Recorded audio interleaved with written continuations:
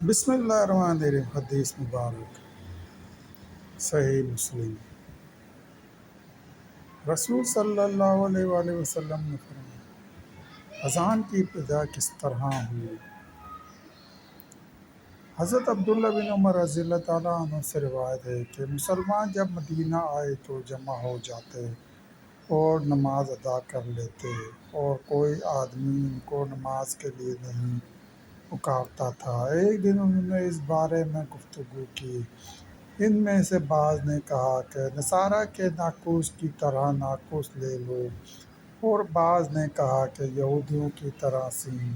تو عمر رضی اللہ تعالیٰ عنہ نے فرمایا کہ کیا تم کسی آدمی کو مقرر نہیں کر دیتے جو نماز کے لیے بلائے؟ تو رسول صلی اللہ علیہ وآلہ وسلم نے فرمایا، بلال اٹھو اور لوگوں کو نماز کے لیے پکارو۔ صحیح مسلم۔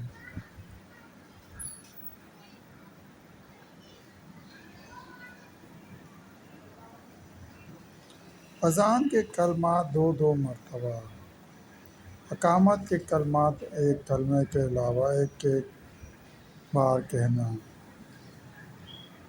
حضرت انس رضی اللہ تعالیٰ عنہ سے روایت ہے کہ بلال رضی اللہ تعالیٰ عنہ کو حکم دیا گیا کہ اذان دو بار کہے اور اقامت ایک بار۔ ایوب کی حدیث میں اقامت کے سوا کا لفظ ہے۔ صحیح مسلم۔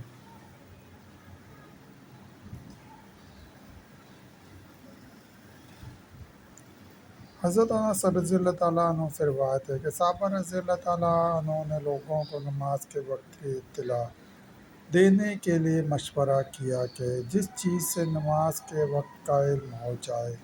بعض نے کہا کہ آگ روشن کر دی جائے یا ناقوس بجایا جائے۔ پس بلال رضی اللہ تعالیٰ عنہ کو حکم دیا گیا کہ وہ اذان کے کلمات دو مرتبہ اور اقامت کے کلمات ایک مرتبہ کہیں۔ صحیح مسلم۔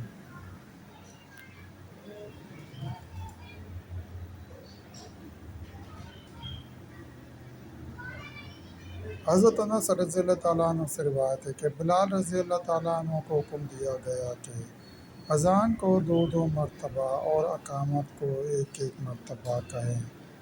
صحیح مسلم۔ دوستو، سلسلہ ابھی جاری، مزید حدیث مبارکہ سننے کے لیے چینل کو سبسکرائب کریں اور گھنٹی کے نشان کو لازمی پریس کریں۔ لائک کریں، شیئر کریں۔ دوستوں کو دیکھنے کا شکریہ۔